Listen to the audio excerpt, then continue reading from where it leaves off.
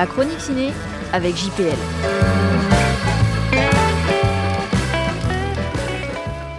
De la comédie française. Immersion chez Molière. Martin Darondeau et Bertrand Huskla ont écrit et réalisé ce petit chef-d'œuvre d'humour et de comédie superbement défendu par une bonne partie des troupes de la maison de Molière, et sont pourtant les deux seuls à ne pas en faire partie. Le pitch. Dans 3 heures, Nina dévoile sa première mise en scène à la Comédie Française, mais dans l'agitation des dernières répétitions, rien ne se passe comme prévu.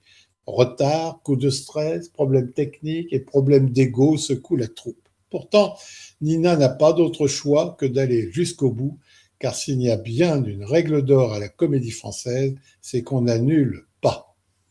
Commence alors une course contre la montre pour sauver la représentation.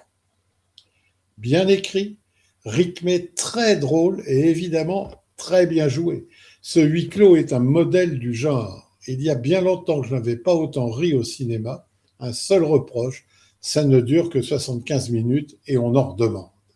À l'origine, ce devait être une série consacrée à la célèbre institution théâtrale. Mais lorsque le projet s'est enlisé, les producteurs ont proposé d'en faire un long métrage. Un élément a précipité les choses: la disponibilité exceptionnelle de la salle Richelieu pendant plusieurs jours en raison de travaux.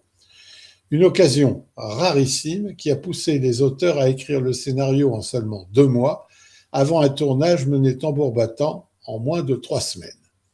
De nombreuses scènes du film s'inspirent ainsi de faits réels, même si les événements ont été condensés et amplifiés pour les besoins de la comédie. Les réalisateurs ont ainsi investi les couloirs, loges, ateliers et recoins du théâtre pour montrer l'envers du décor, obligeant l'équipe technique à s'adapter en permanence au rythme de cette institution en activité. Une comédie intelligente, rythmée et sincèrement drôle qui réussit à parler du théâtre dit classique sans jamais être poussiéreuse. Le film embarque par son énergie et son originalité, clairement le genre de surprise qu'on aimerait voir le plus souvent au cinéma.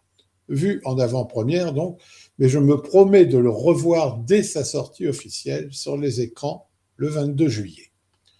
Tous les rôles, même les plus modestes, même les silhouettes, sont interprétés par des sociétaires ou pensionnaires de la Comédie Française. Cette approche a évidemment facilité le tournage, les comédiens connaissant déjà les lieux, les usages et souvent leurs partenaires de jeu. Une authenticité rare qui a servi l'efficacité du plateau. Pauline Clément, co-scénariste, Laurent Stocker, Julien Frison, Marina Hans, Daniel Lebrun, Sefa Yeboah, Christian Eck et toute la troupe, avec des apparitions savoureuses de Guillaume Gallienne et Benjamin Lavergne, irrésistible. On sent ici un vrai amour du spectacle vivant derrière l'humour et le chaos permanent.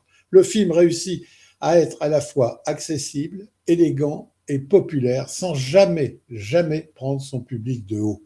Une très belle surprise portée par une vraie identité de mise en scène et un regard rafraîchissant sur le monde du théâtre. Nom d'un chien, ça fait du bien. Je ne pensais vraiment pas que la comédie de l'été viendrait de la Comédie Française elle-même, à ne rater sous aucun prétexte.